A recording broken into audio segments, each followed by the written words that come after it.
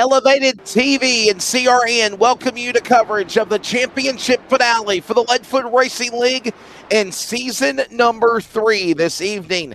The drivers will battle the virtual Myrtle Beach Speedway and the quest for the championship on the line, the bragging rights of winning Myrtle Beach. And we welcome you to the Staff Sergeant David Bullard Memorial 200 presented by Wild Ops. As always, our coverage of iRacing on LFRL is on Elevated TV and on the Community Radio Network. I am Wesley Outland. Joined alongside is Ryan Tomford. Ryan, Myrtle Beach, a very exciting racetrack, the finale for the Leadfoot Racing League late models tonight. Yeah, championship night tonight. I'm excited for this one. We've got 200 laps on store tonight, so a lot of racing, and hopefully it's a good night of racing.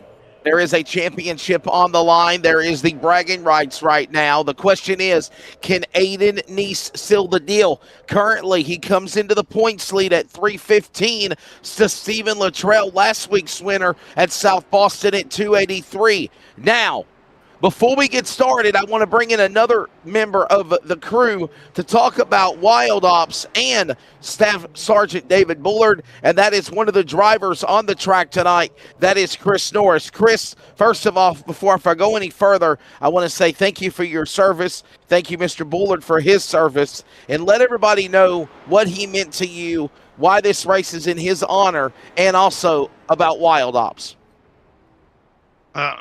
First of all, Wesley, Ryan, I'm glad to be in here with you guys tonight, and I really appreciate y'all having me. And having Wild Ops as a sponsor for this race is awesome. They're really such a great organization. I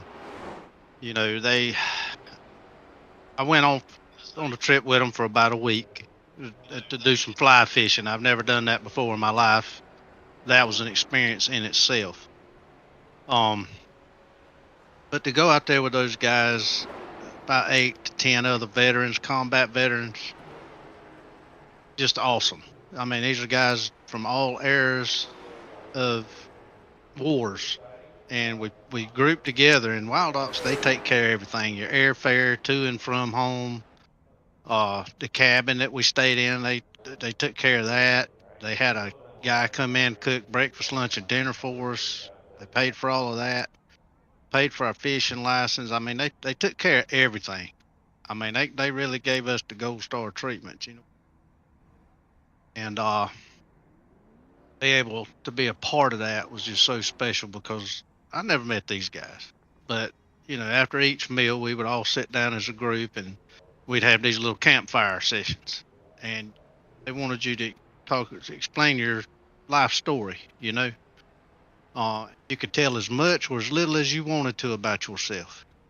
And, man, we done a lot of healing in those sessions.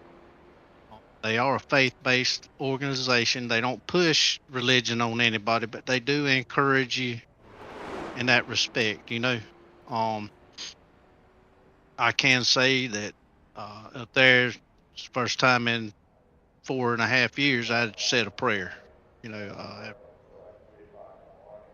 just kind of messed with me a little bit. I didn't blame God or anything like that, but messed with me. But Wild Ops helped me get through those critical moments that I needed help with, even though I didn't realize I really needed that help. David, I served with him quite a few years. We'd been on several deployments stateside and Afghanistan together. David was man, he was special. He was very proud to wear that uniform. He was very proud of what we were doing overseas. Very professional. He'd even kind of pulled me off to the side a time or two and said, "Hey, Norris, you need to straighten this up. You're an NCO now and got to be an example." You know what I mean? Sure. So, even though I was older than him, that's the thing. I kind of watched him grow up. get married. Matter of fact, we were able to get out so he could come home. That too, child, son, Right, right. and that was a special moment for not only him, but I think for all of us. You know, Chris, I think a lot of people, obviously, we're all human, right? We all go through struggle. We all go through personal things. We all go through depression. I think sometimes our toughest men, our heroes in the military, are sometimes looked through the cracks, and they don't realize that what they go through, what they do for us to have our freedoms, to do what we do, to have our freedoms in life. And they go through peril, they go through heartache, they go through loss, right? Whether it be with family, whether it be with marriage, whether it be with their children, and most of all, the relationships that they build protected and serving our country. So I think that is awesome that there is a foundation like Wild Ops that is there to show people like yourself and Staff Sergeant David Bullard and other military personnel that they're appreciated, they're not forgotten, right? I think one of the biggest things I hear from so many military people is sometimes they feel like they fight for their country that forgets about them. And that's awesome that they do that for you. Yeah, the guy that started Wild Ops, he's not associated with the military. He's a civilian. Right. And he's in a position to where he can give back, just like you were saying. I mean, right now we're losing veterans to the tune of 22 a day to suicide. And we're trying to develop ways and come up with ways to bring that number down. Sure.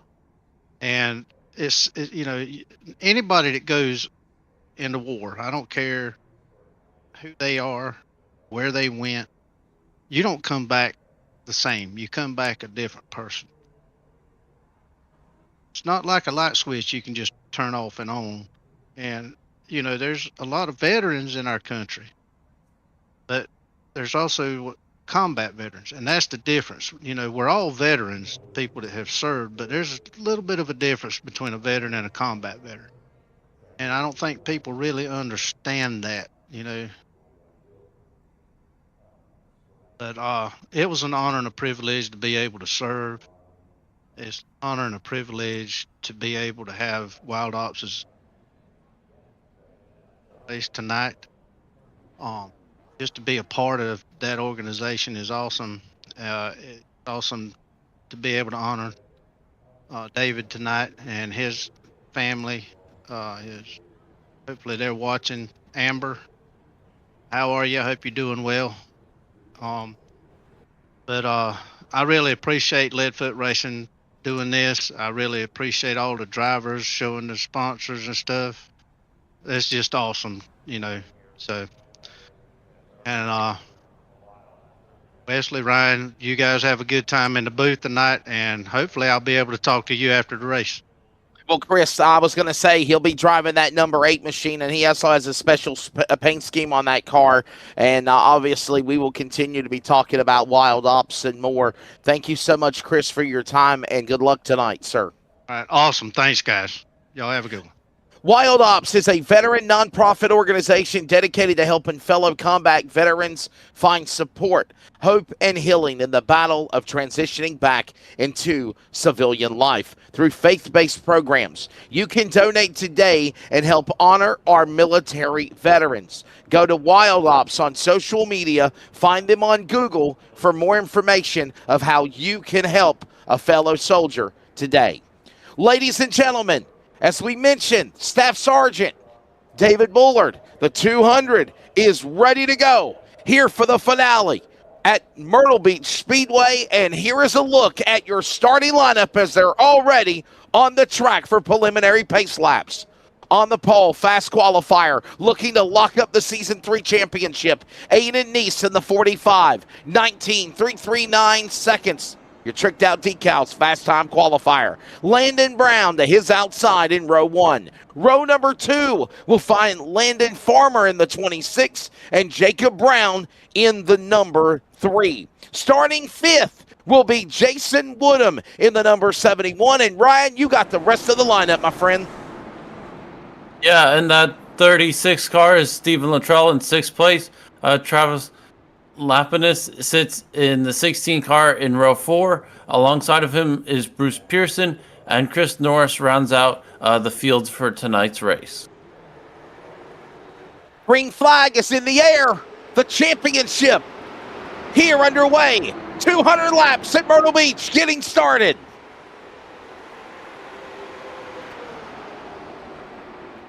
Who will survive Myrtle Beach Speedway? Patience is the key. This track, aggressive on tires, abrasive track, tough on tires. Who will survive? Right now, Aiden Neese leads the opening lap there on the back straightaway, Ryan.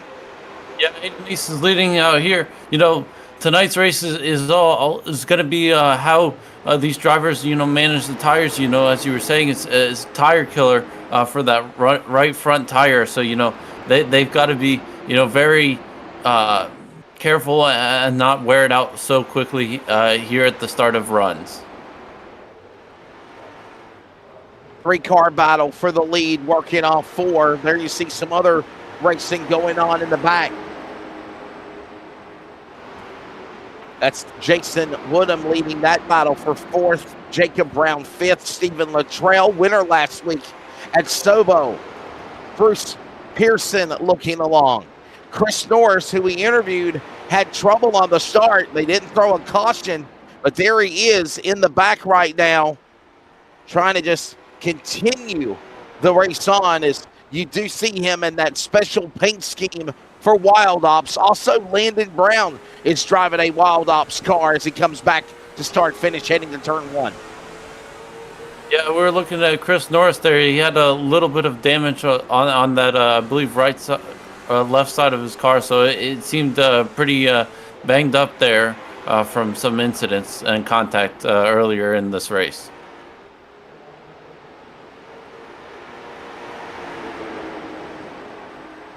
Aiden Neese, Landon Brown, Landon Farmer right now. 1, 2, and 3. This race is 200 laps. Don't forget, by the way, coming up later tonight, it's the Palmetto State 125 for the Ross Dalton Racing Late Model Stock Tour on Elevated TV. And by the way, I do want to let everyone know that this will be the final broadcast for LFRL on Elevated TV platforms, as well as Ross Dalton Racing, as LFRL is creating their own network.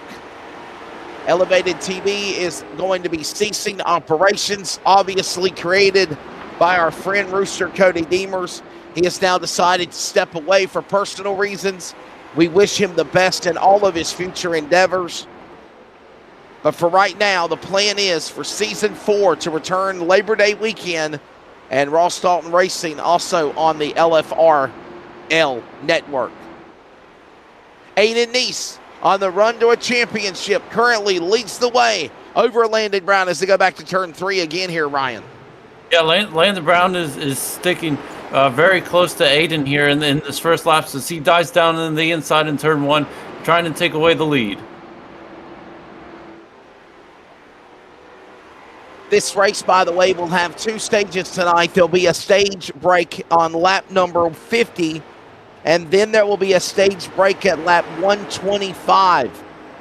We'll set up a 75-lap shootout, so no matter what happens on track, cautions will be thrown on the stage breakers. We got a battle now going on for the lead. Landon Brown on the outside battles Aiden Neese stride for stride as they work off 4. It's almost a dead heat photo finish. Cross the line. If that was the checkered flag of the last lap, I wouldn't know who to call to 1. Neese battles back on the inside in 2. Yeah, they're doing a few crossover moves here. As you said, Aiden Neese is back out in front of the lead. Already 12 of 200 laps. The big one. The finale. Remember, last year, the 200-lap finale was at Martinsville. This year, Myrtle Beach Speedway. And I will let you know on the LFRL network that Season 4 will begin Sunday night, August 31st. We'll kind of give some information on that right now, but currently you're on board with the man in the third spot, trying to run down Aiden Neese. That is Landon Brown. Yeah, we see riding on here with Landon Brown. That's Chris Norris up ahead. My apologies. That's a car up ahead on the tail end, the number 8. Yeah, Chris, they're going to catch a little bit of lap traffic here as, you know, the top 3 have, you know, separated themselves from the rest of the field a little bit here.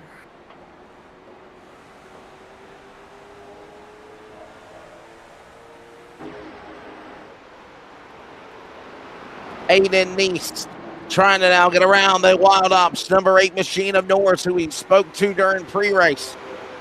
A former man of our military, fighting for our country. Thank you for your service. Obviously, thank you to Staff Sergeant David Bullard.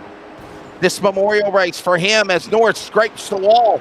He's really on the binders to miss the rest of the field as they're flying by him on the back straightaway. Just the light contact there and turns 1 and 2 on the outside wall there. Doesn't look like it's going to, you know, affect his car too much for the rest of the night.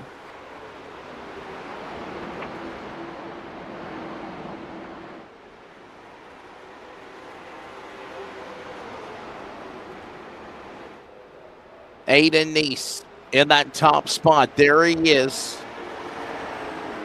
Scratches Kitchen entering. He works there, by the way, for his job. Talks about it all the time when we interview him.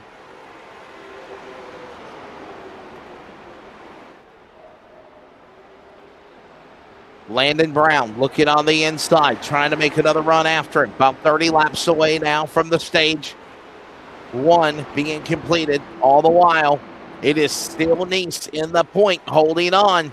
They work the back stretch now. Got to be patient.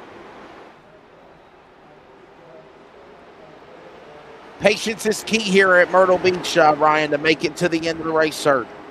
Yeah, patience is definitely key. You know, I was talking about, you know, tires burning up earlier in the broadcast. So, you know, you got to be patient. But Aiden Neese there, it looked like he hit the wall there a little bit, coming out of 2.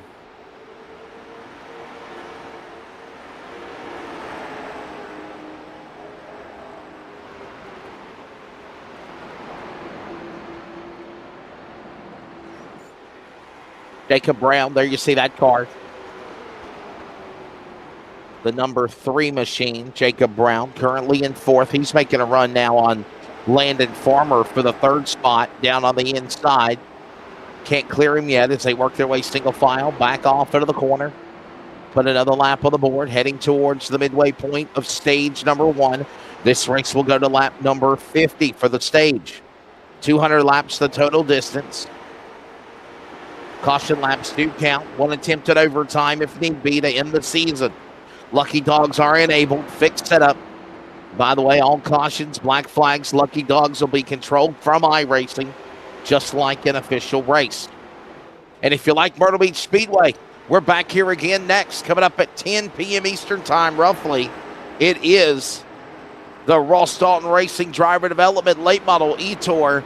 They're running the Palmetto State 125. Jacob Brown gets around Farmer for 3rd as they go into turn 3 there, Ryan. Yeah, Jacob Brown for the past few laps has definitely been one of the faster cars on track, and you know he's hopefully now that he's got a little bit of clear track ahead of him, hopefully make his way up towards that lead pair, which they're about 2 seconds ahead of Jacob Brown right now. There's your leaders, 2-car tandem. Pulling away. Here comes Landon Brown down to the inside. Looking for the lead on Aiden Neese, and he'll get him.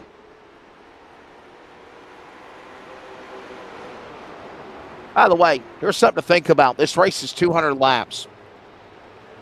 Drivers start the race with a 15-gallon fuel cell full to capacity. 15 gallons is the equivalent of close to 119.3 laps. So not even 120 laps. The fuel burn off on a gallon of fuel is 7.95333. So let's just say estimated 8 laps. So every 8 laps is a gallon of fuel burned off. What I mean by all of these numbers in equivalence is that 5 gallons is 39.76 laps, 10 gallons is 79.53 laps, and 12 gallons is 95.43 laps. What I mean by all of that, Ryan, is that these drivers are going to have to come down to pit lane. If they roll the dice with under 20 to go and do it, that's their prerogative. But we know they cannot go the distance of a 200-lap race on a tank of fuel. Yeah, you can't make it the whole way on a tank of fuel. So, all something that all of these drivers have to think about on track today is, when do they want to pit? Can you save enough fuel so that, and hopefully pray and hope to get, some caution laps so that you can make it to that end of stage 2 at lap 125, or do you have to come down earlier and make a green flag pit stop? So this is something that these drivers are going to have to think about all night long.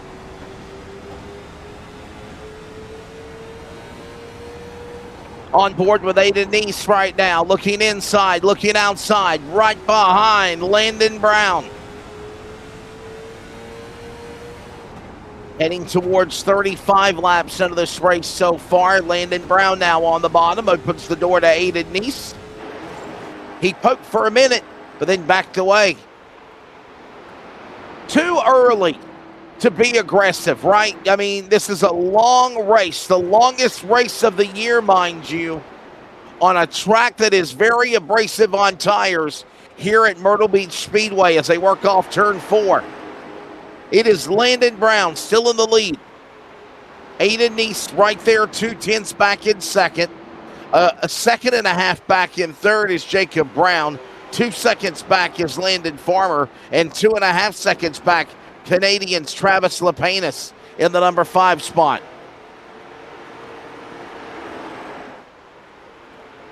Battle for the lead into turn 1. Here comes Aiden Neese back to the inside. This will be the 4th different lead change between these two drivers alone on the racetrack, Ryan, all 4. Yeah, what we've seen for these past few laps, Aiden Neese will lead for a little bit, and then Brown will lead for a little bit, and they'll switch positions, and one of them will lead for it seems like about 6-7 laps, and then switch again.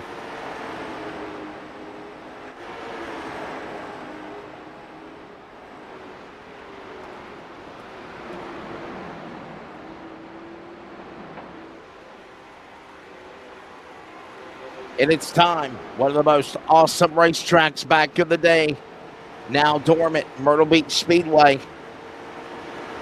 0.538 miles. That is over 5/8 of a mile. 0.866 kilometers. Semi-banked asphalt oval. D-shaped with banking in the turns and straightaways. The turns are banked at 13 degrees, while the dog leg on the front stretch banked at 4 degrees. Track built in 1958 through 65, even competed under the NASCAR Cup Series banner. Track is now shut down. Ceased operations in 2020.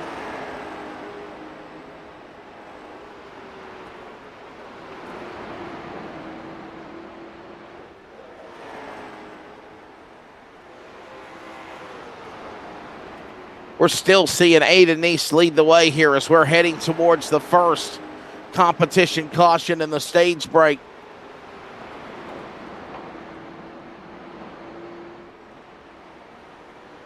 That'll be the 213 Simware stage break. They're the apparel sponsor of the LFRL. And Ryan, Aiden Neese doing exactly what he needs to do to just put himself in contention The bigger picture. You want to win the race, I know. The bragging rights of winning the battle in the war. But the bigger picture is to lock up the championship. And right now, he is in P1 perfectly as we head to the end of the first stage here at Myrtle Beach. Yeah, I mean, he's doing everything correctly tonight. You know, he's definitely set him up tonight for success to win this season's championship.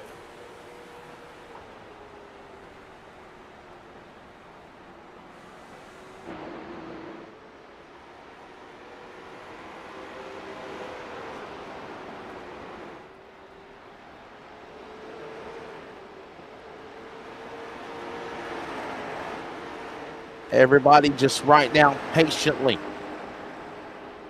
working around the racetrack, just staying in their line. Aiden Neese continuing to just go with the flow in the number 45. Landon Brown right there in striking distance. Gotta wonder if maybe these guys are still thinking about saving. All the while, Aiden Neese and Landon Brown, Jacob Brown, Landon Farmer, Travis Lepanis, all these guys staying single file as we are closing in, Ryan, on the final laps of stage one.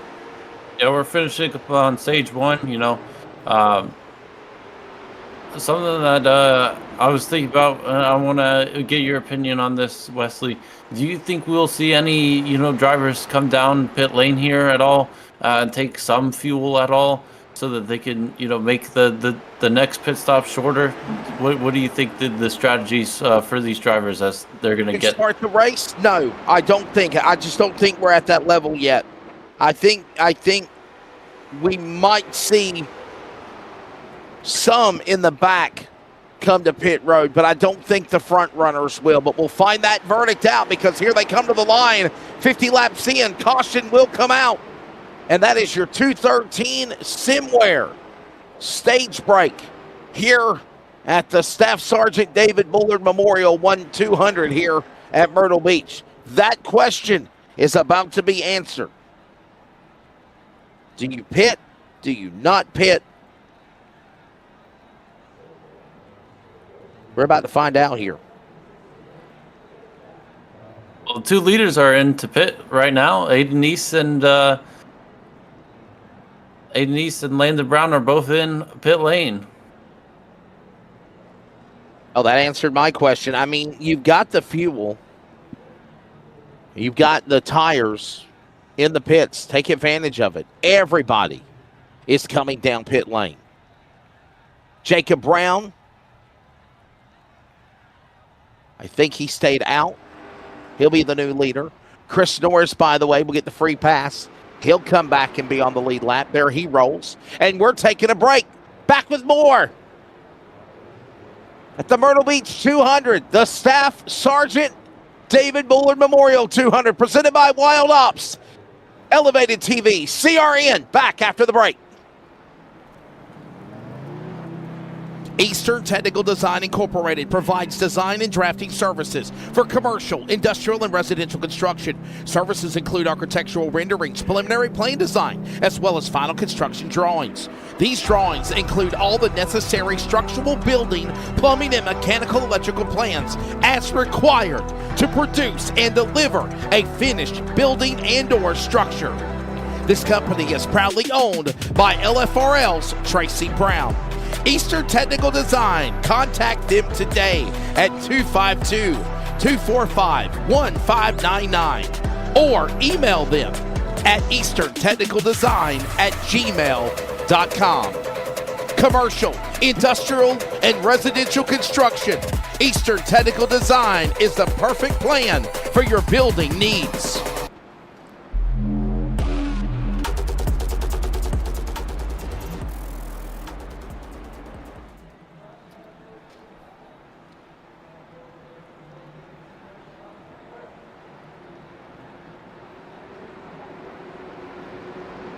Here at Myrtle Beach, ready for the green flag to fly. Boy, Jacob Brown, good launch on the restart of the Diecast Pro Shop number 3. He will now have the opportunity to lead. Remember, though, he is a sitting duck, Ryan. He did not come down pit road to take on tires or fuel like the rest of the virtual angry thundering herd behind him. And they're going to run him down eventually down the back straightaway. That's Stephen Luttrell right now going after him. First-time winner last week at Sobo. Yeah, I mean, Jacob Brown is definitely playing a different strategy to everyone else. So, it may pay off later in the race, with a different strategy.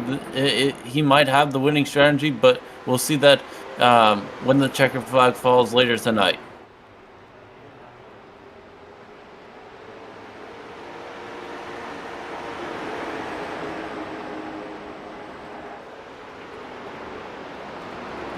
Everybody works their way back into the corner again. Look at now Aiden Neese picking him up, putting him down. Battles along with, again, Landon Brown for that spot. That's for 5th and 4th. Clearing. Neese now. Put him in the 45 to the 4th spot. Brown's going to follow, tuck in line, and well, that goes on. Here comes Jacob Brown now leading off too. However, Stephen Luttrell right on his back door as they work in turn 3, getting ready to put lap 60 of 200 on the board here at Myrtle Beach. Yeah, I mean, Jacob Brown, for, how worn his tires are and how much, newer the tires are for everyone else. He's doing a pretty good job so far, keeping the rest of the field behind him. Especially Luttrell there in second.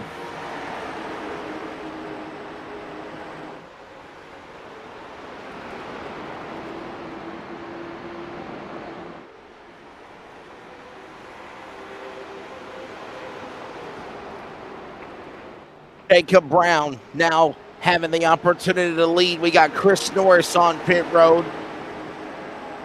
Norris with a problem in the number 8 car.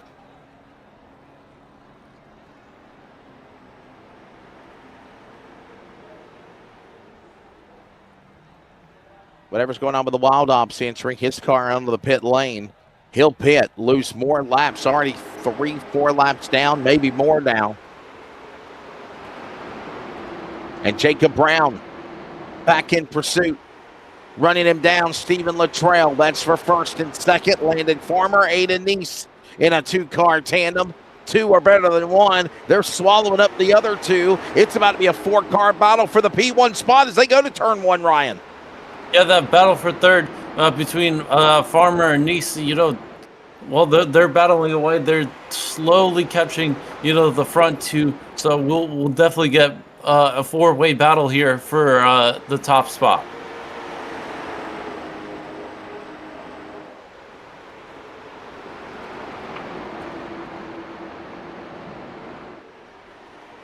Look at the 45, Aiden Neese.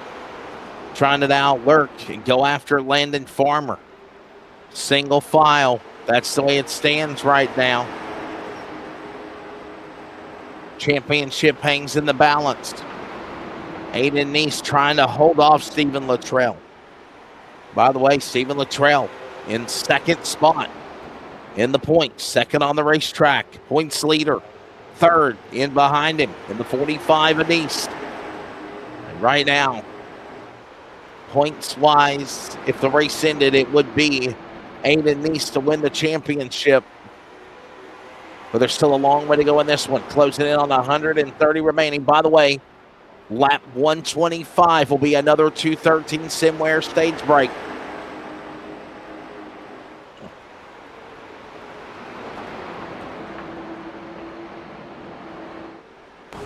Want to remind you, our green flag presented by 4 Wide Motorsports. By the way, FWM will be on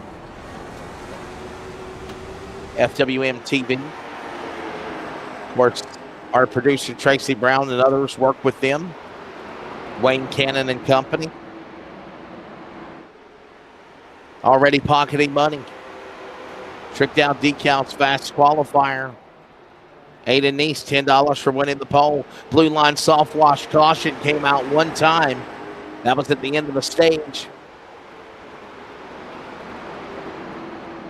And right now, we are just continuing to watch them pace the field with now the leader, Stephen Luttrell, getting around Jacob Brown. Brown falls back to third, actually. And Stephen Luttrell now looking to run down, or looking to be ran down by Aiden Neese. And Ryan, that's the battle for the championship right there. Stephen Luttrell in the 36, Aiden Neese in the 45, going at it for first and second on the racetrack here. Yeah, a few laps ago, it seems like Jacob Brown's lost the speed in his car, and both Aiden Neese and Stephen Luttrell were able to get on the inside of 3 and 4 and just pass him quite easily. So these two have sort of separated themselves from the field, and they're going to battle away for the top spot and the championship tonight.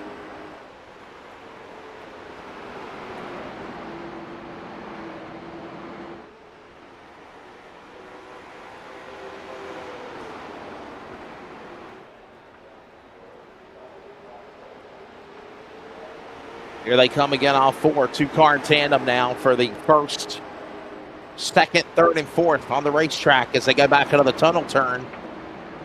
There's that tunnel turn right there. There is a tunnel under the racetrack, just like at a big NASCAR facility. They had one at Myrtle Beach.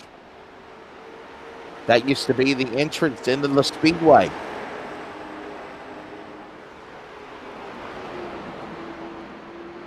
Aiden Neese inside, outside, looking for that point on Luttrell. Stephen Luttrell holding on to the 36. There's the battle for the championship right there, going at it as we head to lap 175, or excuse me, 125 remaining, 75 completed. These guys, honestly, oh boy, Aiden Neese hit the wall. Yeah, that's the second time Aiden Neese has hit the wall right there out of turn 2. So, he had damage on his car earlier tonight as Luttrell hit the wall there and won right now. So both of them are banging off the walls, and they're definitely pushing the pace a lot quicker than, a few laps ago. So they're pushing these cars a little bit more now.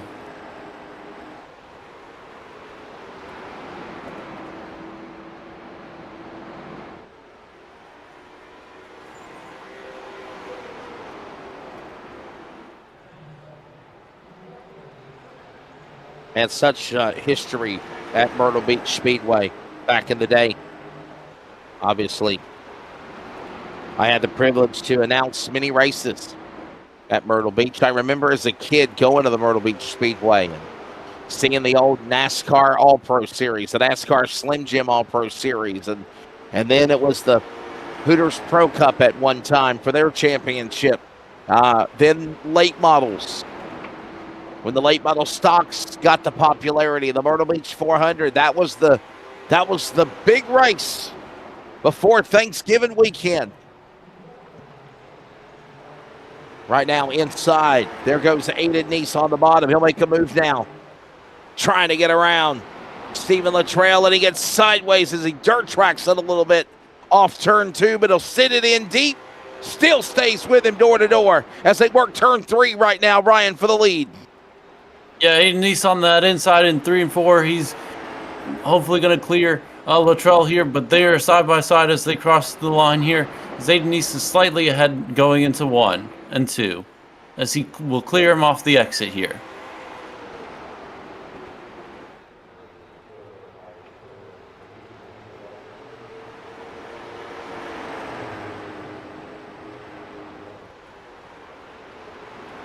Making a perfect move around the track.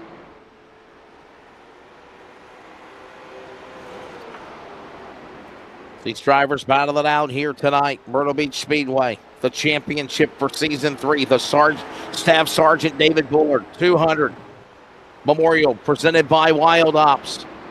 So glad you're joining us. I'm Westerling Outland, Ryan Tomford.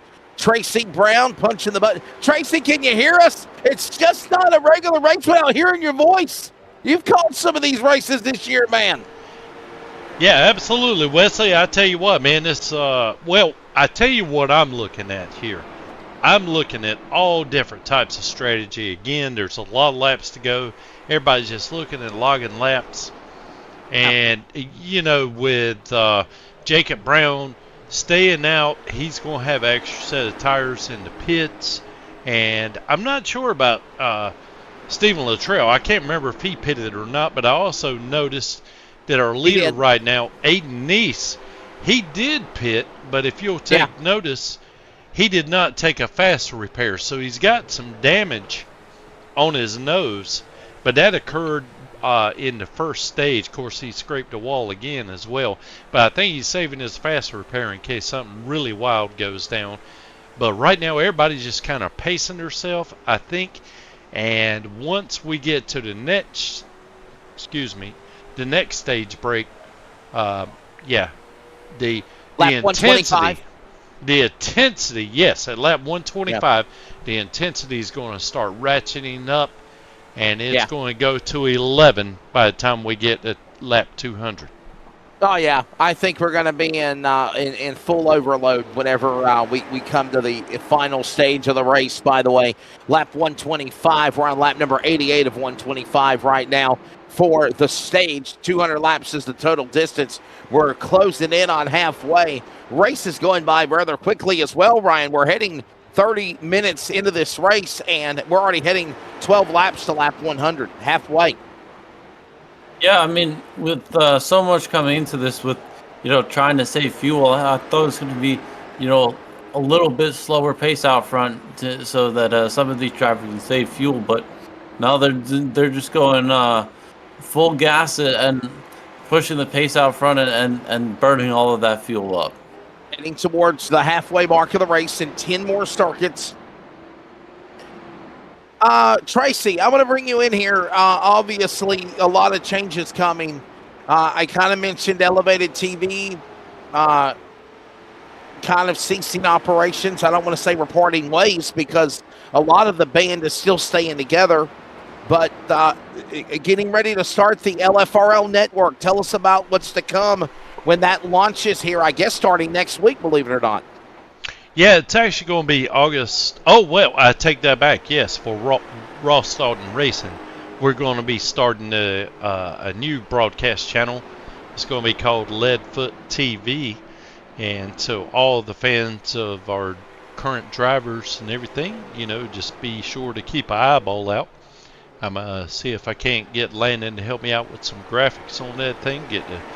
I'm going to be working on a new overlay. So hopefully we'll be able to make it easier on our broadcasters to be able to see what we've got going on in the backgrounds and, be able to put up some additional stats and those sort of things. So, yeah, we got some definite changes going on. And, we're really excited about Leadfoot TV. And we hope that everyone that's watching tonight will kind of keep that in mind and be prepared to look for our races on a different channel starting next week with the Ross Staunton Racing League. Yeah, exactly right. So we're literally going to continue the Leadfoot Racing League, Leadfoot TV. I think I said LFRL TV or LFRL Network. My apologies. Leadfoot TV is what it will be, and we'll still have our arrangement of people. It will still be on the Community Radio Network. The only thing is it won't be on the elevated TV broadcast platform as it's been before. Maybe you'll see some more programming. You'll see some more things to come for the future. And obviously, like we said, we appreciate everything that Cody Deemers, Rooster, has done. He made the decision to step away, and we, the show goes on. In the words of the great Bruce Hornsby in his song, The Show Goes On. The show goes on. We're going to go on. And, we might have Cody in here a time or two. But I know he's got some things that he just said he needed to step away and handle personally. And, we wish him all the best right now. Well, let's go back to the race. Aiden Neese looking for a championship, looking for a win here in the Staff Sergeant David Buller Memorial 200 at Myrtle Beach. And Ryan, even though that car is damaged, you heard Tracy just mention it earlier, he is still the little engine that could and keep it on in the P1 spot as we're closing in on halfway next time by. I mean, he did have he did hit the wall twice, but it wasn't in the corners, he hit it, on the back straightaway where, I think he just bounced off the wall, where the car is straight. So, I don't think that would have damaged the car, as much as hitting it, in the corner. So, he's definitely lucky to, get away with a few of the incidents that he's had so far. So, he's definitely still got the speed in his car, and that damage that we can see on screen, it doesn't look too bad, as he's catching the lap traffic of Landon Brown here, who he was battling earlier in tonight's race, who has just lost all of his pace tonight. Hey guys, that is a surefire sign that the right front is going down, and he is going to have to make it, another 22 laps. And as slow as I really thought that was part of Landon's strategy, was just to really take it easy and try not to get lapped. But the way that he is driving right now, and especially riding up close to the wall and letting the leaders go past him, I think he has abused the right front, and he is a really, a sitting duck right now, because he's got another 21 laps or so to go before the stage break. So he will be able to get one of these back by getting the wave around or the lucky dog, because I'm almost positive. Now, I could be wrong. Varying strategies everywhere, but I'd be willing to bet that everyone pits on lap 125. Yeah, I got a feeling as well. I think everybody's going to come down to the pit lane. We'll give you the rundown right now as it stands. Aiden Neese in the lead. Stephen Luttrell is second. Landon Farmer third. Travis Lapanis is fourth. Bruce Pearson is fifth. Jacob Brown sixth. Landon Brown seventh. Jason Woodham is eighth. Chris Norris is the only car multiple laps down, 7 laps down in ninth position right now, as Aiden Neese had to fight a little bit with Stephen Luttrell, but he finally got around him. We look at this battle now going on for third between Travis Lapanis, our friend from Canada, our friend to the north, battling Landon Farmer as they dive into turn 3 and 4, and to make a big run on the back end of Jacob Brown. 3 wide almost at the line off 4. Yeah, almost 3 wide there as they're battling down here, the 16 down on the inside. He's hopefully going to clear him. Travis is hoping to get to keep 4th position.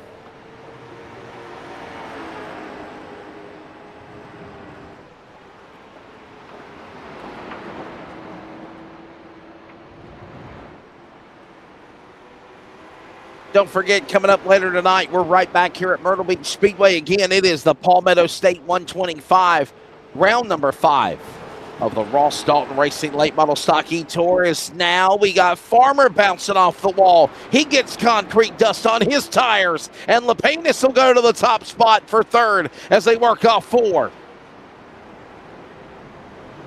Yeah, that was quite significant damage as Landon Farmer dives to pit lane here. It definitely looks like he's got a lot of damage on his front end, as that front end definitely does look damaged as he rolls down pit lane. Guys, I tell you what may have happened here.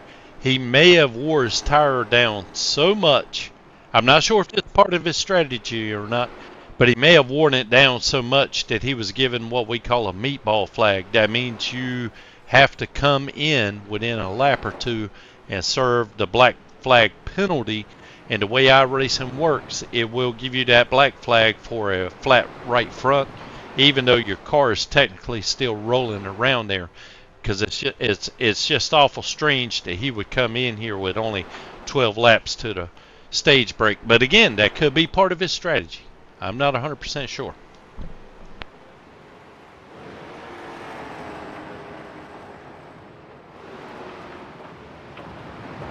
That's something we'll keep an eye on. This right now, we watched Luttrell get around the 5 of Landon Brown. He'll put him another lap down.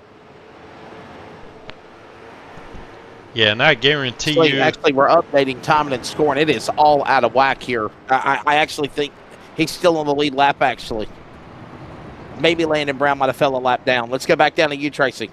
Oh, I was fixing to say, I can guarantee you this much. Landon got a warning from his crew chief that his tire was about to go. He went into emergency save mode, and he is just trying to limp it right now to lap 125 to where he can get his lap back and be able to compete it again. Yeah, that's the smart thing right now, is obviously we are continuing to see Aiden Neese hold on to the top spot. Here comes Landon Farmer, by the way. He's on pit road. Boy, this is weird. He's coming off a pit road, and the way as long as he stayed in there, I'm not sure if he stayed in and instead of using his fast repair, kind of let the crew work on the car, or he may have got a penalty for speeding or something. I mean, that damage that he's had when he did hit the wall is completely gone, so his front end is not damaged anymore, so it definitely looks like a cleaner front end. As he brought some sparks off the wall there.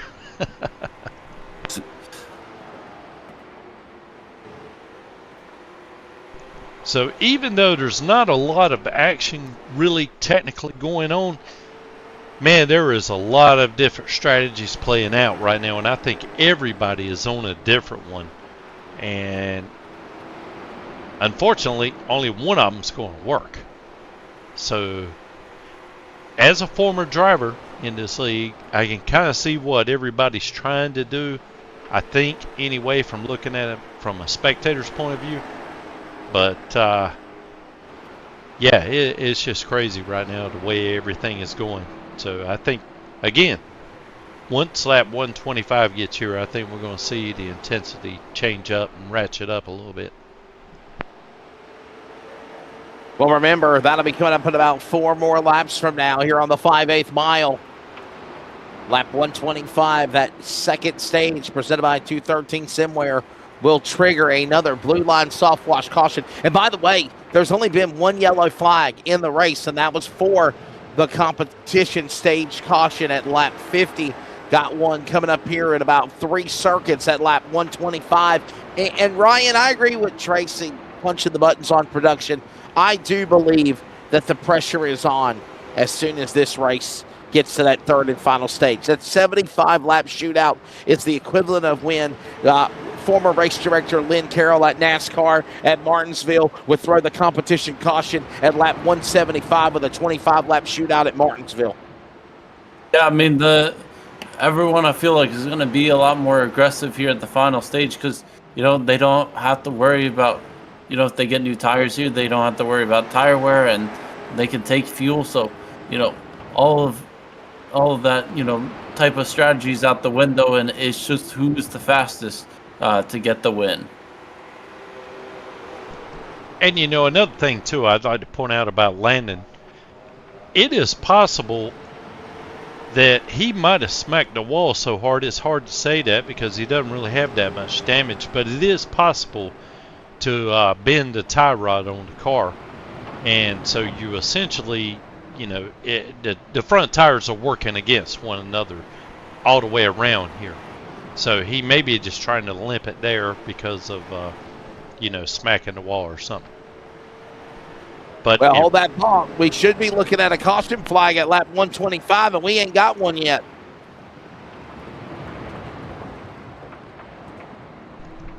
So there we go. There it is. A couple of laps behind. Yeah, Landon probably had his hands full, and he probably had to. He's got an automatic program to throw the yellow flag on a certain lap, but sometimes it doesn't work like it's supposed to. Just like I deal with seemingly on a constant basis in here in the production booth. You know, technology is great when it works. Well, we are under a caution flag. Pit road, I think, is about to become a very busy place. Here you see them dropping down onto the pit lane.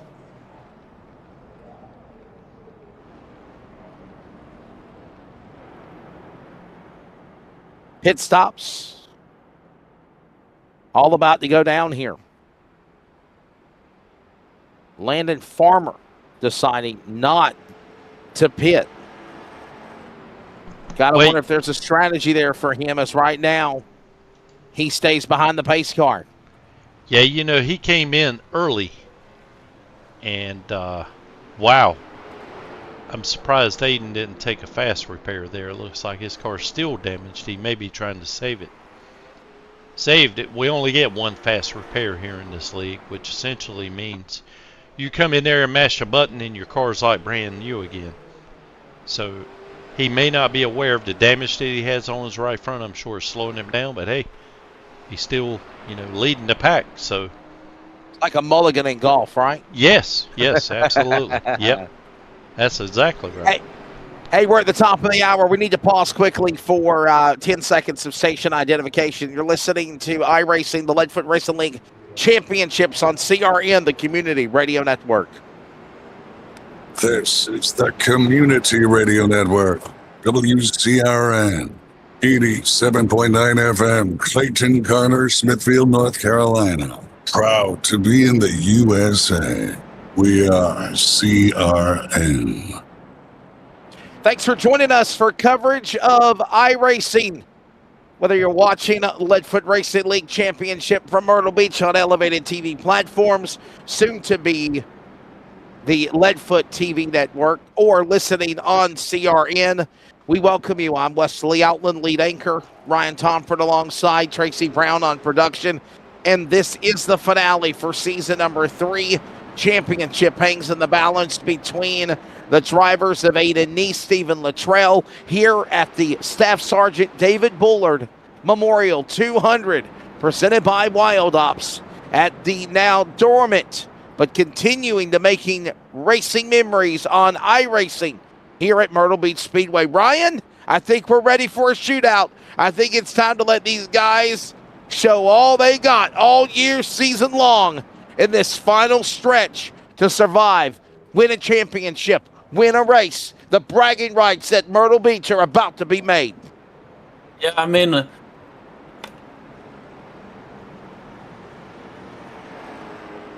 Sure.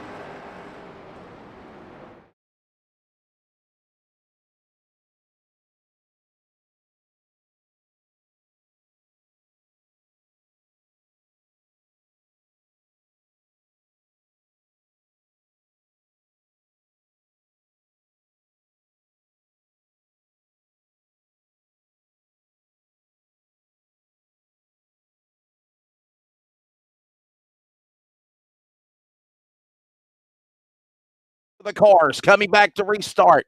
Godspeed, Staff Sergeant James David Bullard. This lap's for you.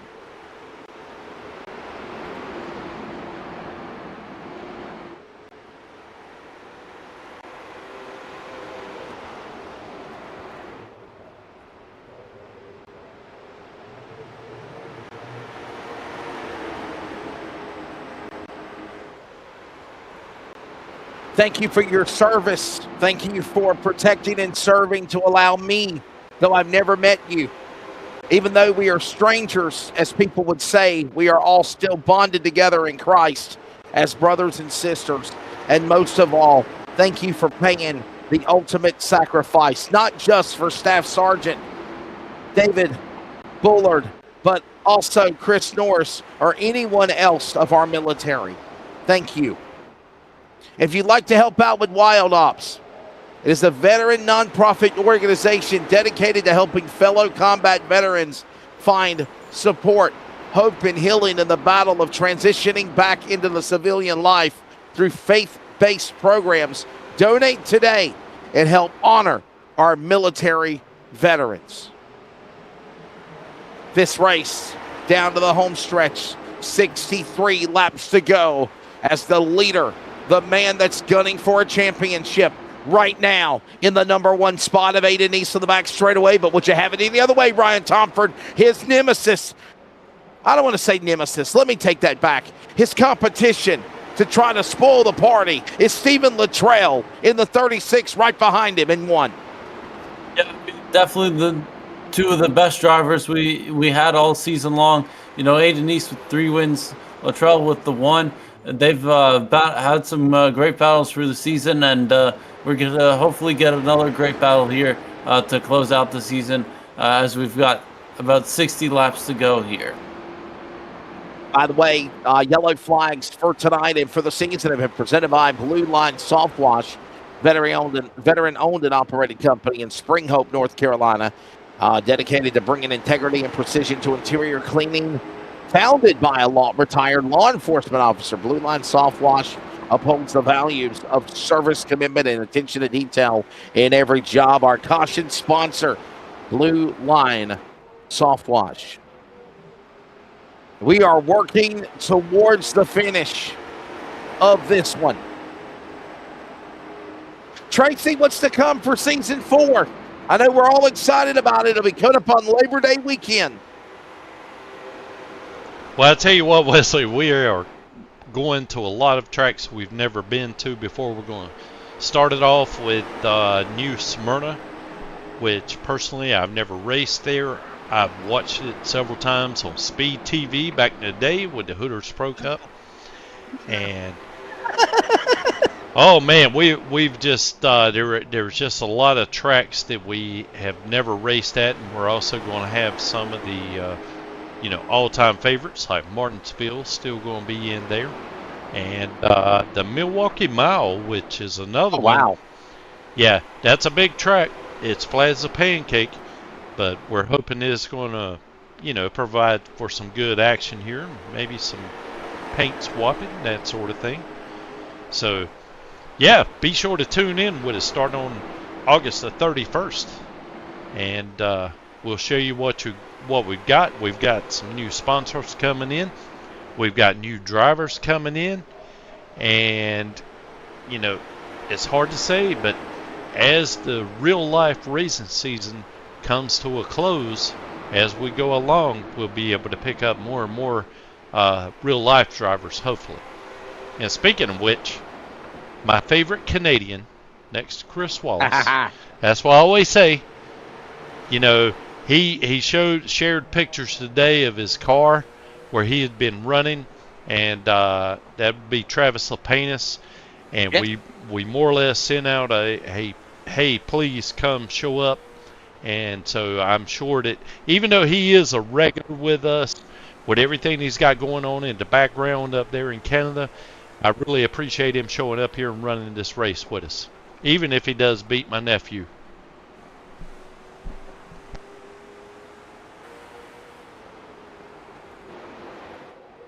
Well, we are certainly watching the transition of everything that is taking place continue down the stretch. And yeah, like we mentioned, we are really looking forward to season number 4. Want to say thank you to Tracy Brown, Landon Brown. Ryan, me and Landon were friends on Facebook or on Snapchat. He reached out to me, I think around October, November of last year, and it just wasn't in the cards. And then right before December, he reached out to me again, and I said, let's see if we could put something together.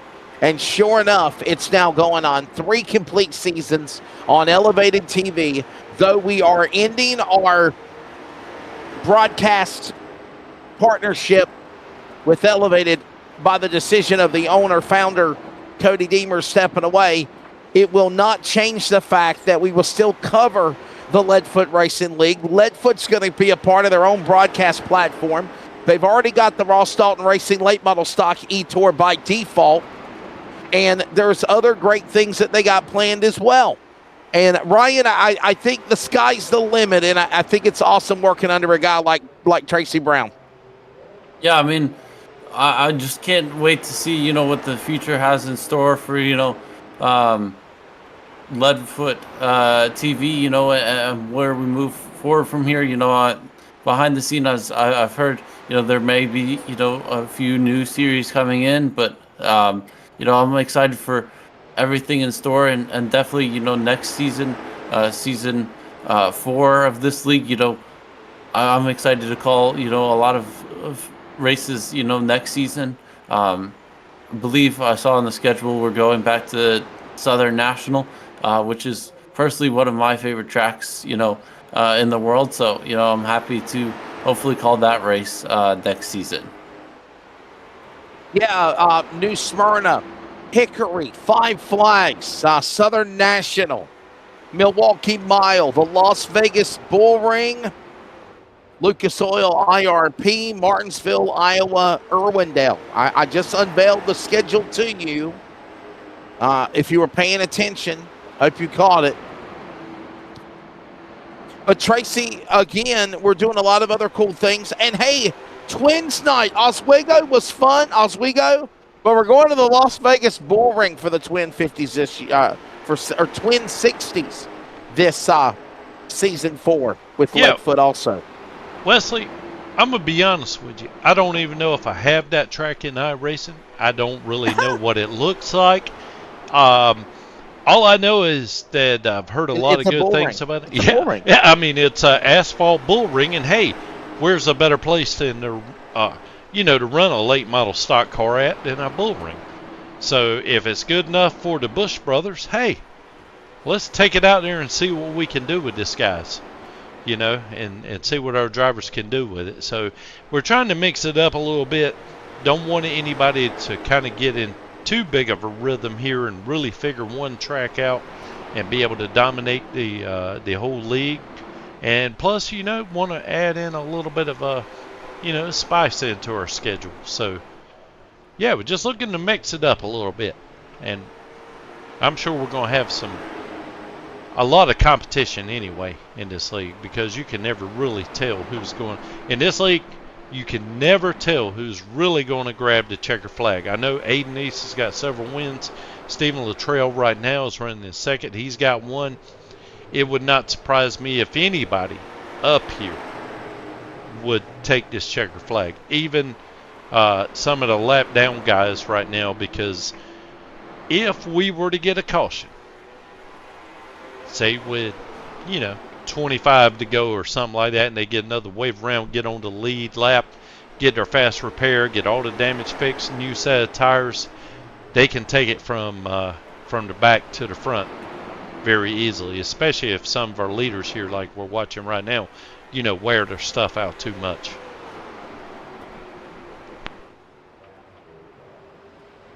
Well, we're heading to under 40 laps to go in this race. So with under 40 remaining, the question is, as those drivers are right there 1 and 2 for the championship, that is Aiden Neese and Stephen Luttrell, working, saving equipment, saving tires. But when, Ryan, when do you hit the go button? When does Stephen Luttrell say, you know what, I'm tired of being behind you, Aiden. It's time to show what I can do here? I mean, I don't know when that point is going to be. I feel like it's going to be closer to the end. We're more than 30 laps out to the finish. So I believe both the leagues will pick up the paces. I'm seeing on timing and score, and they've done that a little bit. But I believe, closer to the end, we'll see, them really, really pick up the pace.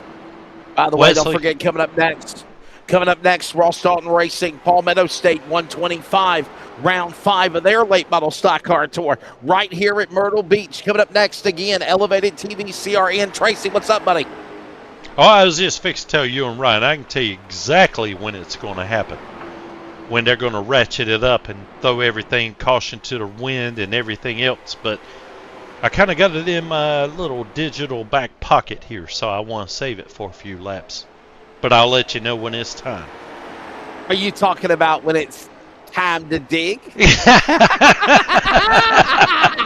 Exactly right. Yes, sir, buddy. You know it's coming, man. Absolutely. It's around the corner, lap 175. As right now, look at the inside. Here comes Stephen Luttrell. He might do it a little prematurely before the Golden Racing. Time to dig. As right now, he's on the inside of Aiden Neese. 1 and 2 for the championship. 1 and 2 on the racetrack here at the 200 at Myrtle Beach. And they go now back into turn 3, Ryan. It's Neese on the inside out of 4. Neese, great defending there. He was able to cover off the attack from Luttrell, but Luttrell definitely now it seems like he's picked up the pace a little bit and is trying to make his way past Aiden East for first. Luttrell on the inside looking back at Aiden East. It might have been a little too prematurely to make that move. He might have to try to go again here.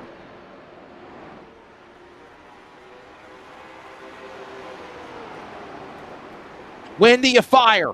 When do you go for it? That's the question. 30 laps to go in the season for the championship for the year. And we come back in less than 2 weeks' time, Labor Day weekend on Leadfoot TV. Aiden East, Luttrell moving to the inside. By the way, Stephen Luttrell, first career win in the Leadfoot Racing League. It came last Sunday night. And the Boston Brawl at Sobo. His one career win. South Boston last Sunday. But he's been consistent all year long compared to the 3 wins. Hickory, Oswego, sweeping Aiden East, the Twins. And now here comes Luttrell down to the inside again. Not yet. Working perfectly right there. Stride for stride, Ryan, as they work off of turn number 4.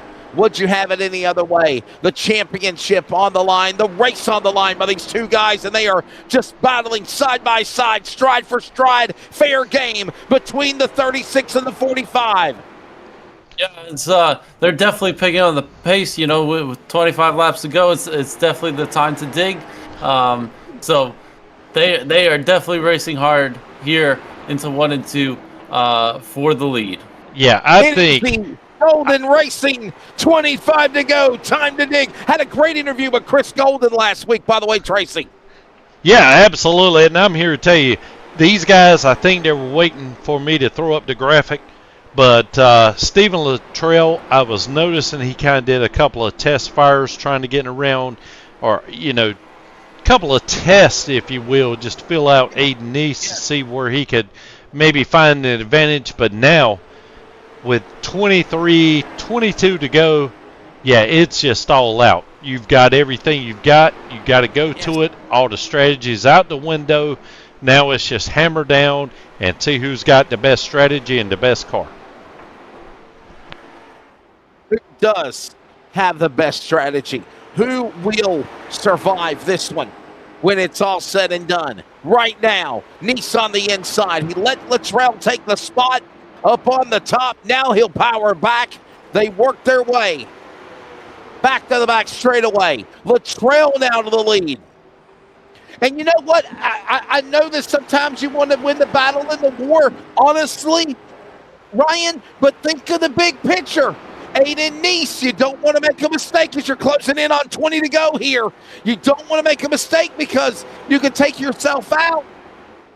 If he wins the race, Luttrell, Aiden East could still win the championship by default, finishing second.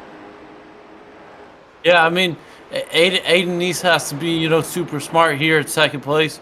You should only, if you're in this position, in the championship, you're leading it by, a decent margin. You don't need to crash out here and lose all of your points tonight. So, it's definitely, if you're going to make a move for the lead, it's got to be, a clean and very smart and strategic pass.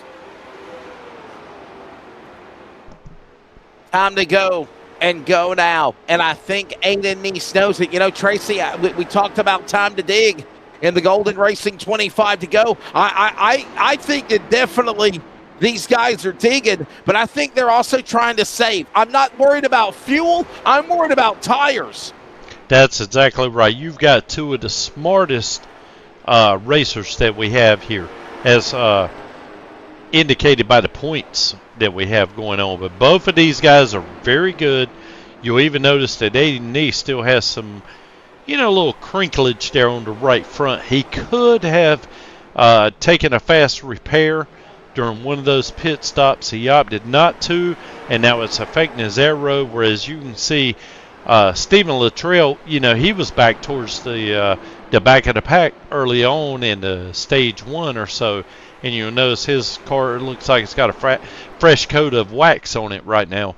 So, yeah, 2 different strategies. Aiden is just at a little bit of a disadvantage, not by much, because these things don't have that much aero, I don't know what you call it, capabilities or whatnot, but it does affect it, and it may be affecting him just enough. Aero handling, we call it. Yes. And it may be just enough to prevent him from being able to get to Steven's back bumper, as we got a lap car. That is a lap car. That is Chris Norris. We spoke to him earlier this evening when we came on the air to talk about Staff Sergeant David Bullard here at the Memorial Race. He gets out of harm's way. He says, have at it, guys. Race on. Even he about put himself in the wall just to make sure hesitantly the 45 didn't get into him. He knows what's at stake. He knows what's on the line. And he said, have at it, boys. Under 20 to go now.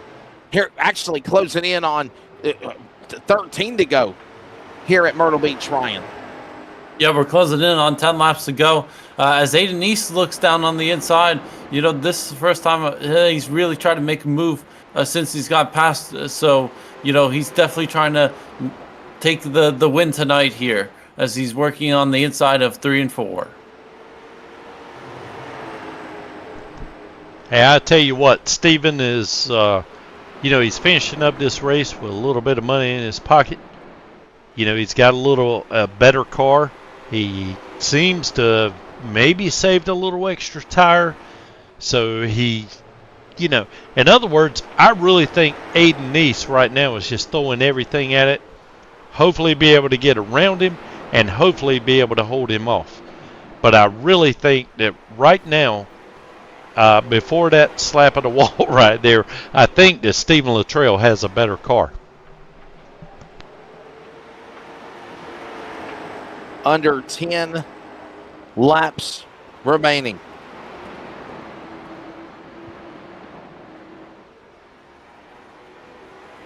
Anybody got anything for the 45 or the 20 or the 36? You better go, and you better go now. Single file as they work their way again off the corner. Coming out of turn number 4. It is right now down to the end. It's crunch time. Under 8 remaining. Well, look right here, Wesley. Look who's creeping into the picture. I don't know if he's got enough time, but I think I'm going to move him up from my next favorite Canadian, next to Steve Wallace, to maybe my favorite Canadian now. He is coming on strong here at the end. I mean, he is really closing in the gap. I don't know if he's got enough with 6 laps to go, but I can guarantee you he's giving it everything he's got, and he'll burn it up trying to get that checker.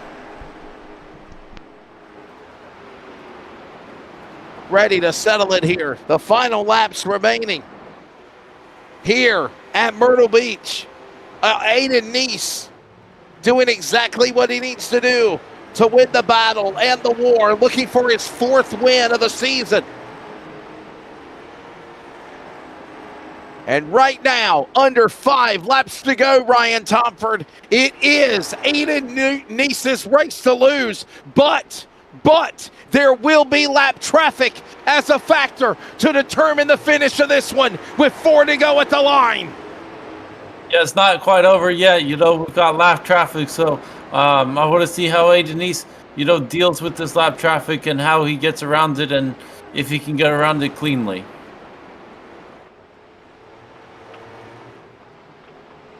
To the line, 3 to go, and Landon Farmer, who, by the way, is 3rd in the point standings coming into the night's race. He says, have at it, boys. They race on. Great respect to the lap traffic cars to let these guys race for the finish. Off of 4, 2 to go.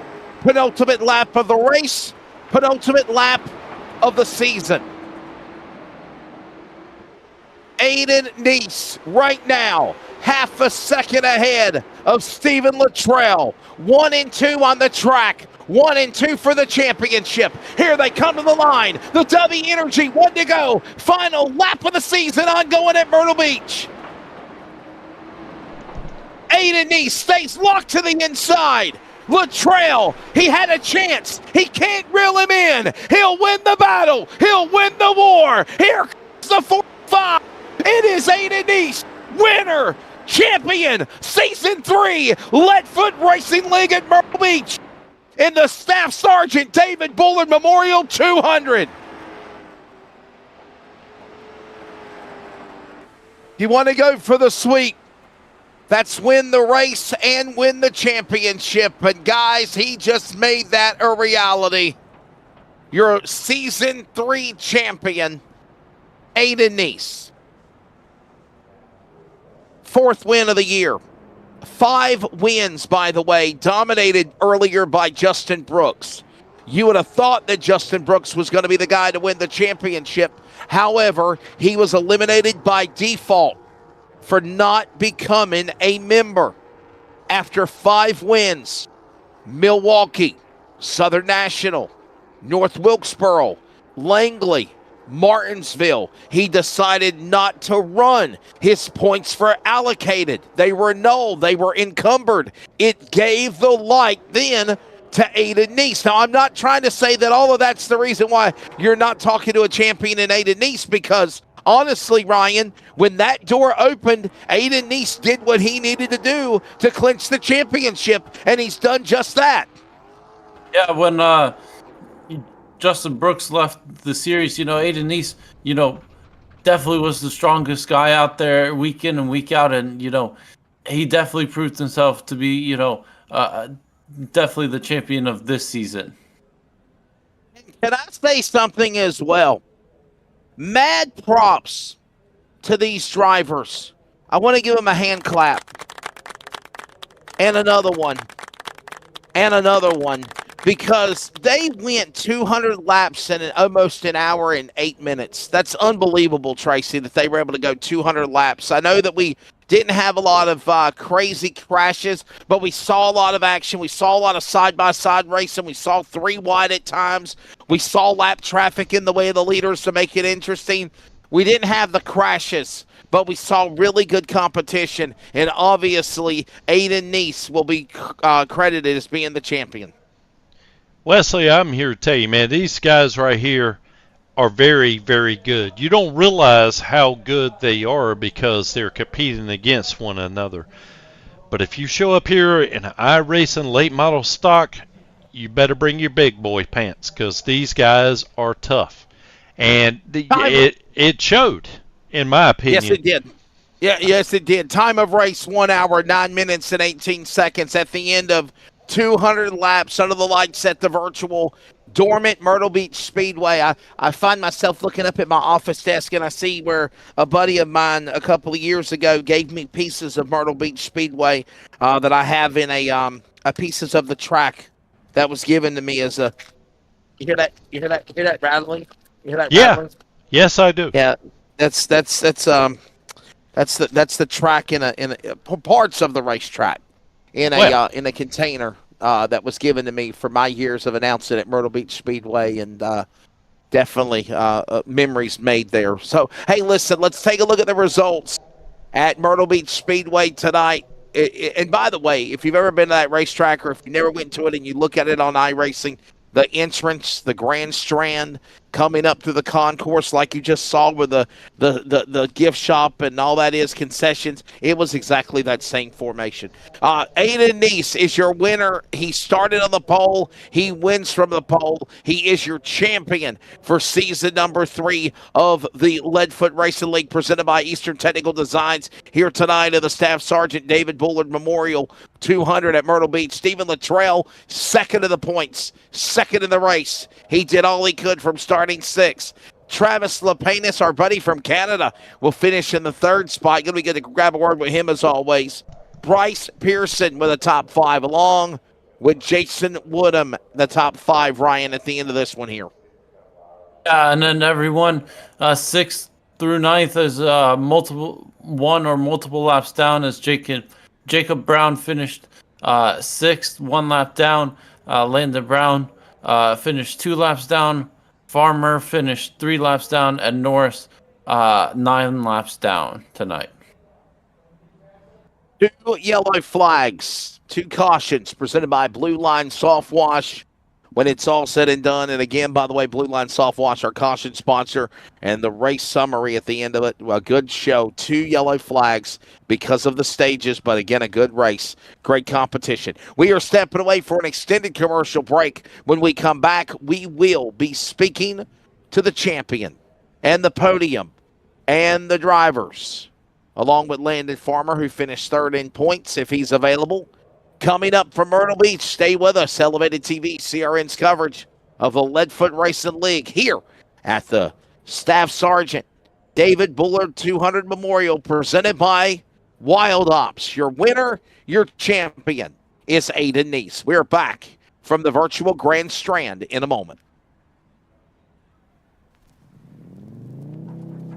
Eastern Technical Design Incorporated provides design and drafting services for commercial, industrial, and residential construction. Services include architectural renderings, preliminary plan design, as well as final construction drawings. These drawings include all the necessary structural, building, plumbing, and mechanical electrical plans as required to produce and deliver a finished building and/or structure.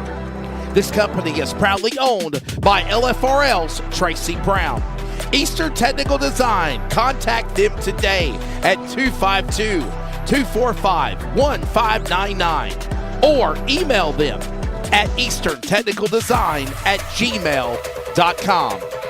Commercial, industrial, and residential construction. Eastern Technical Design is the perfect plan for your building needs.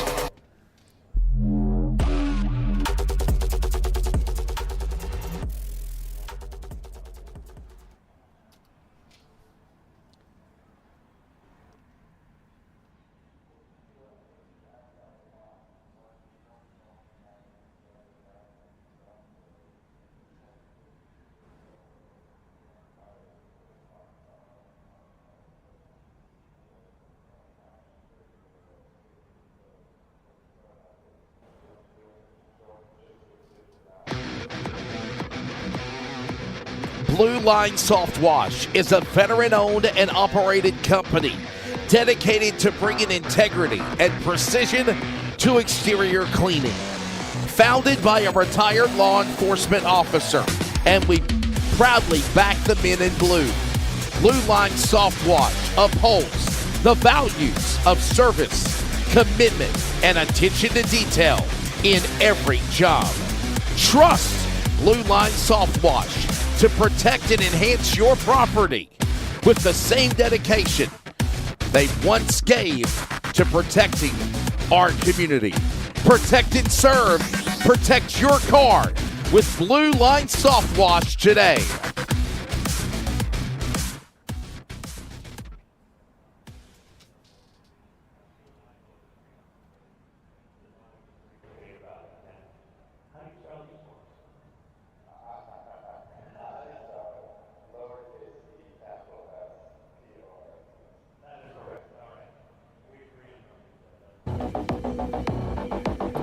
Tar River Environmental, located in Rocky Mount, North Carolina, is a premier provider of professional logging and land clearing services, proudly serving communities across the Tar Heel state of North Carolina.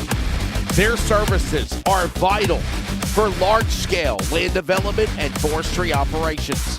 By prioritizing responsible land management, Tar River Environmental helps clients achieve their land use goals while maintaining ecological integrity.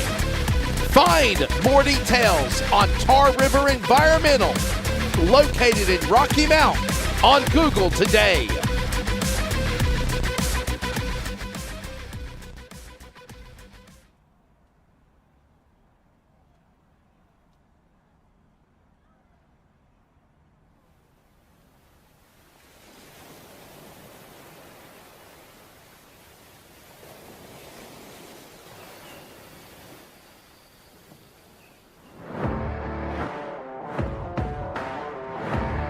Would you like a sport of tea and some crumpets?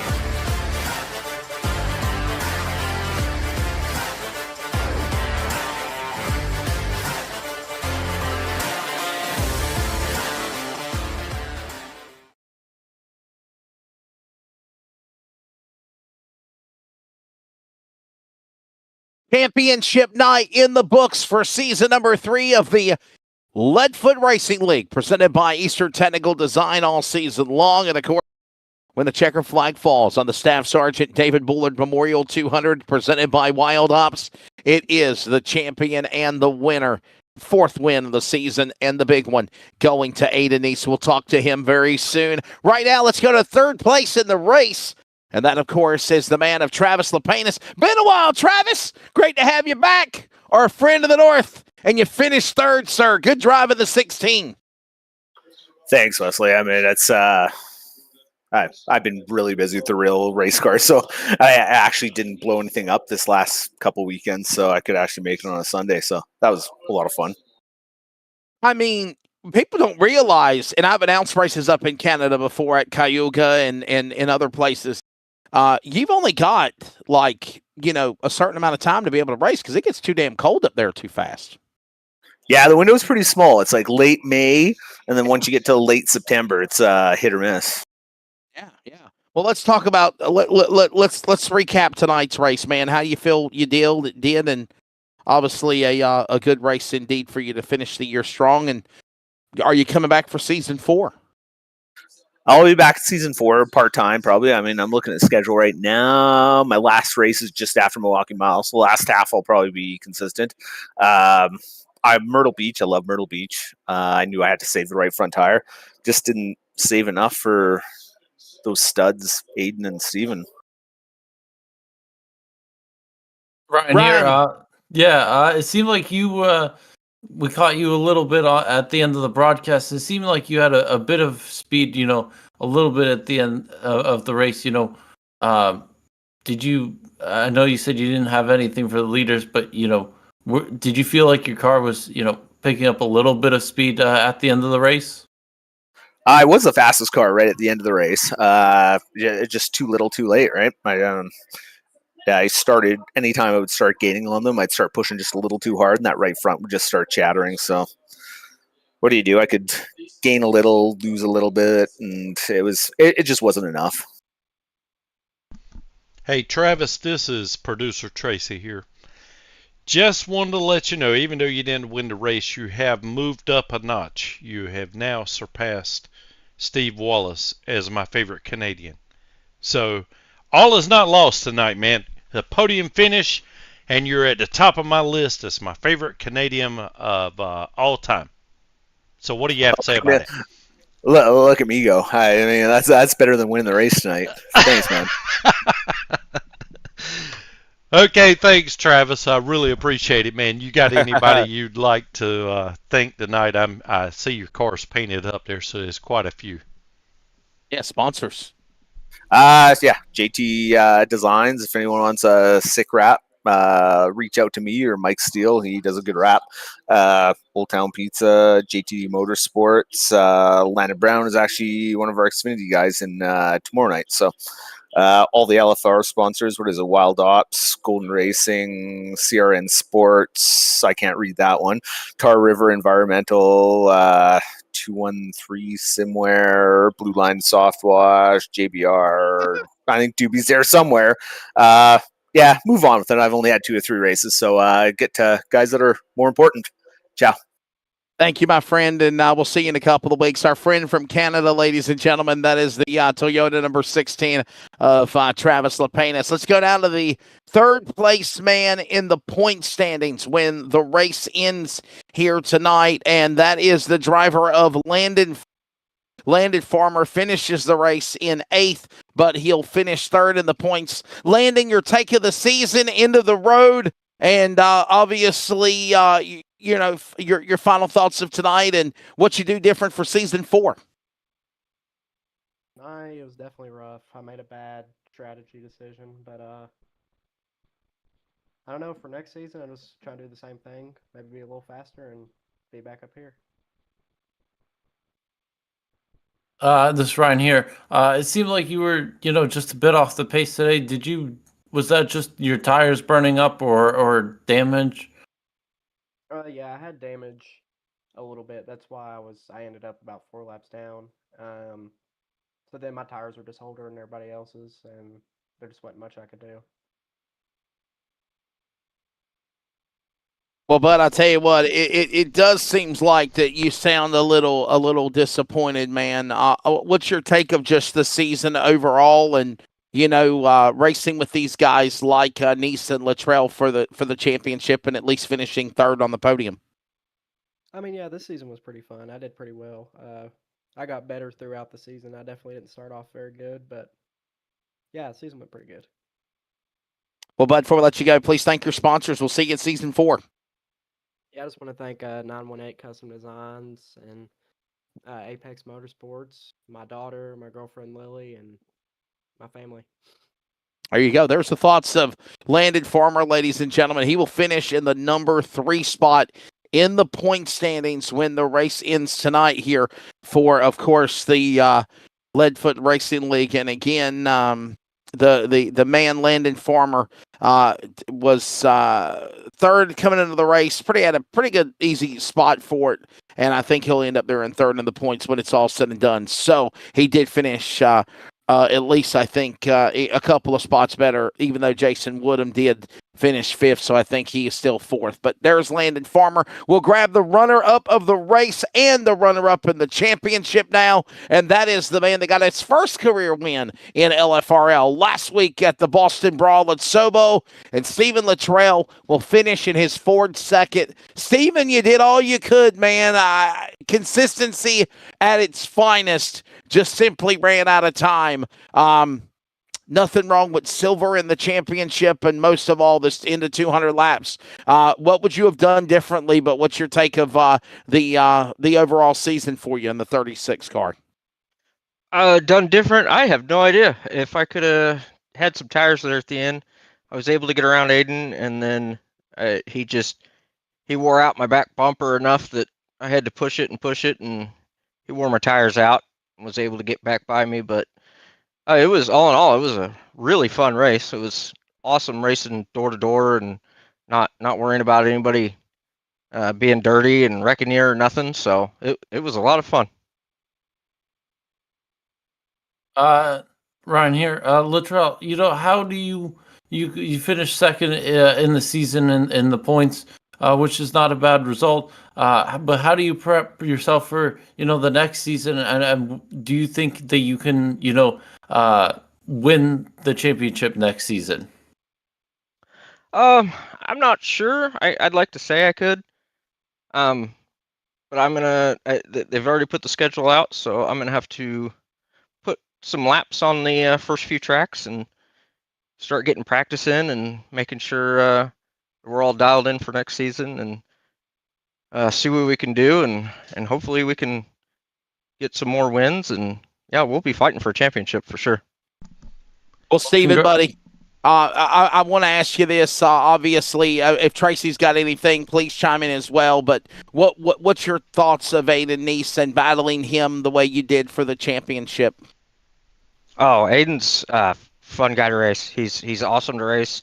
You don't have to worry about him, turning you or doing anything dirty. He's going to race you clean, but he's going to race you hard, which is what you want to see and what you want to race against. So, congratulations to Aiden for the championships, well deserved, and on the what I believe is his 3rd win of the season.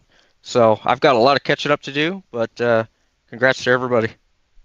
Well, Stephen, this is Tracy, the producer here. I just want to say congratulations on your second place finish in the points and tonight as well. I know you were early on in the season there. You were kind of on the, I guess what's the best way of saying it? You were drawing the short straw when it came down to the final laps. But I wouldn't say, just let you know, congratulations. Appreciate you sticking with us, kind of powering through it. Right now, your car looks like it's got a new coat of wax on it. And, it looked really good with the browns across the hood of that thing. Hello? The Browns. Come on. The Browns. Yeah, the Browns. I mean, that's Cleveland Browns? The Cleveland Browns. Well, you ain't got to say Cleveland. Just say the North Carolina Browns. How about that? Hello? I don't know. You're I'm confused. You're touching into some territory here. Well, yeah, we were kind of teasing Steven. I think it was on maybe Friday night, running with 4Wide Motorsports, that your paint scheme looked like it had the color of the Cleveland Browns.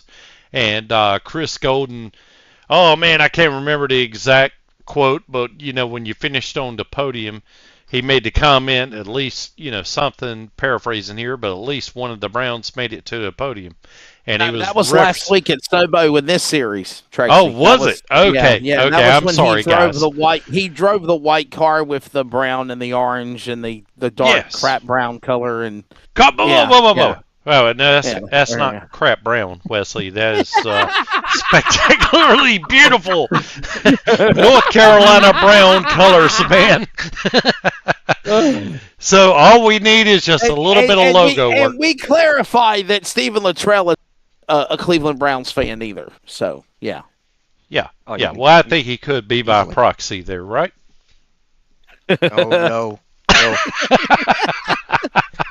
That's the equivalent of all you Carolina Panther fans out there that go around cheering on the Panthers, putting a damn paper bag over your head.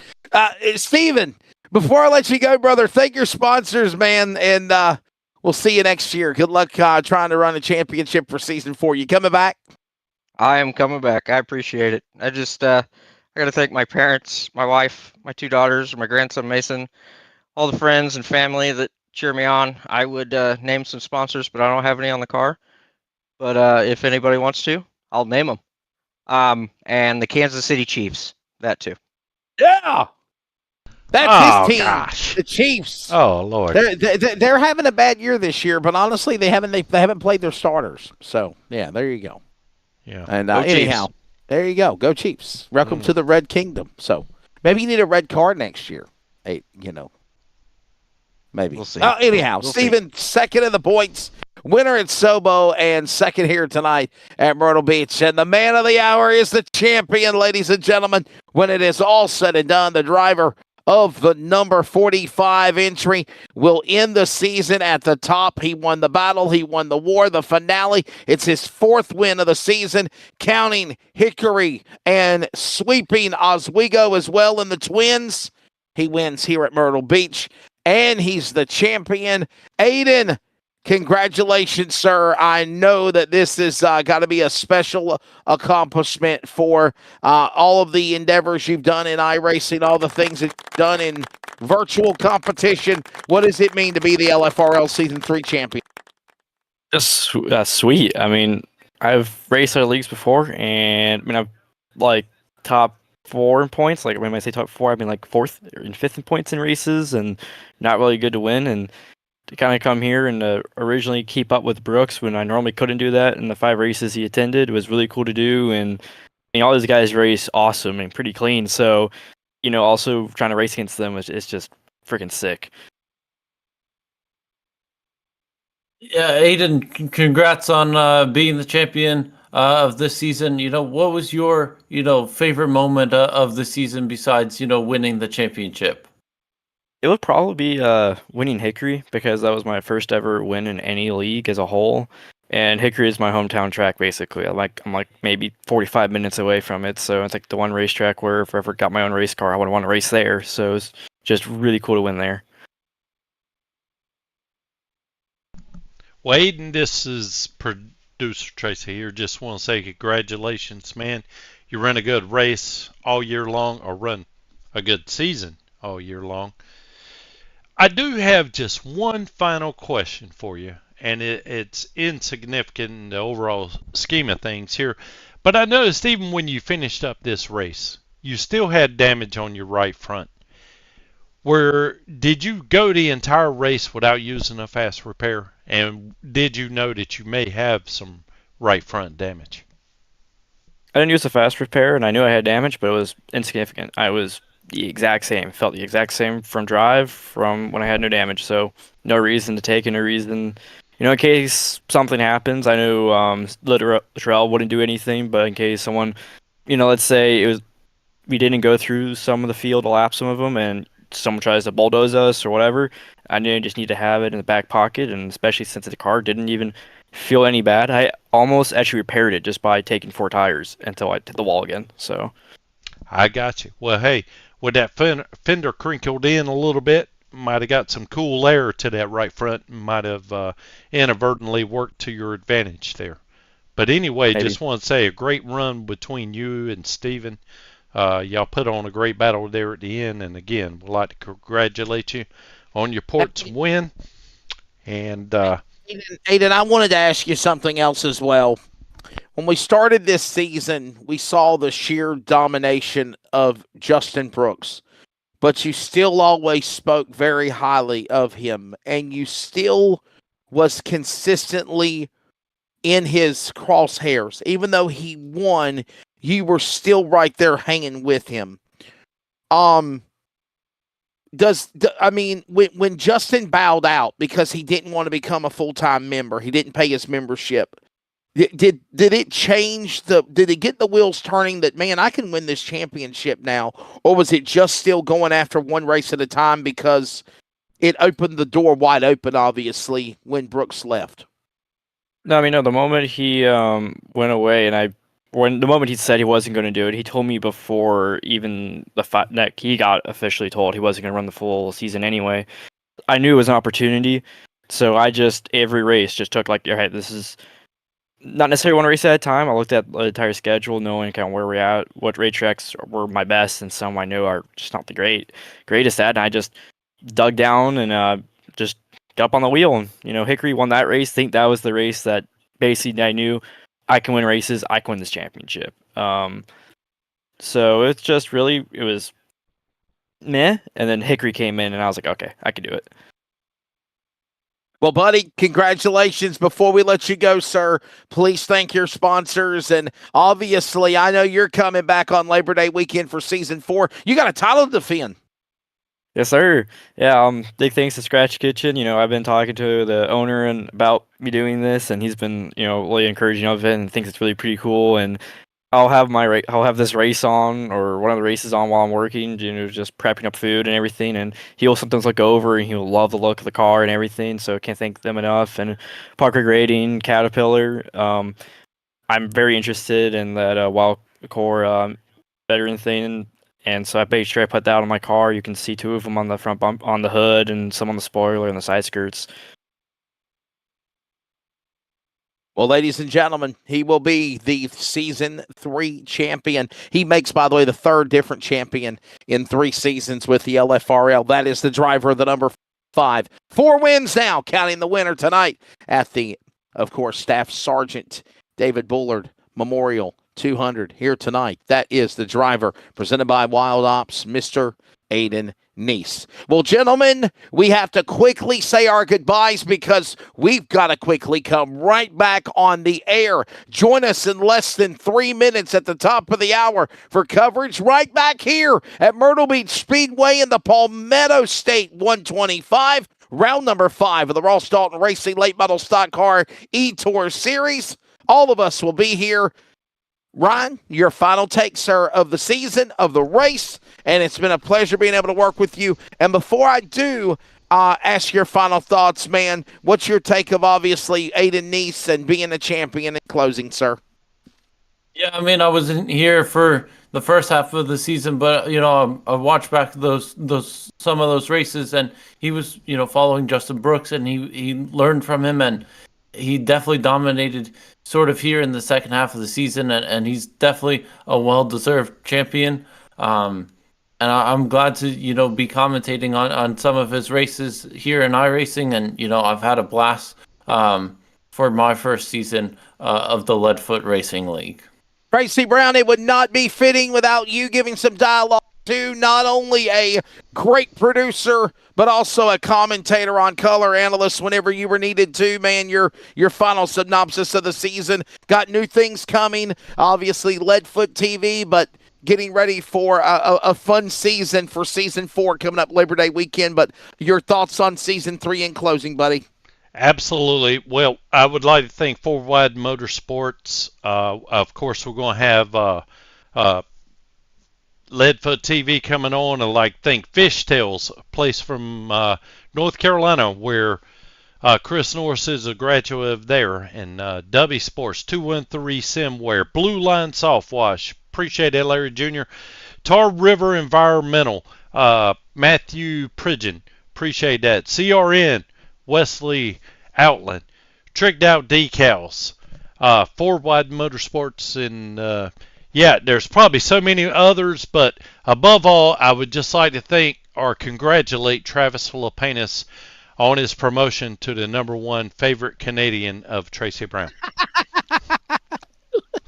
Oh my goodness. Eastern Technical Design, Wild Ops, Four Wide Motorsports, Tricked Out Decals, Blue Line Soft Watch, 213 Simware, W Energy, Community Radio Network, Elevated TV, Tar River Environmental, and yes, the Time to Dig Golden Racing entry as well. Thanks to all of them. Thanks to all of you. Could not do it without the amazing group of everybody behind the Leadfoot Racing League, the entire Brown family.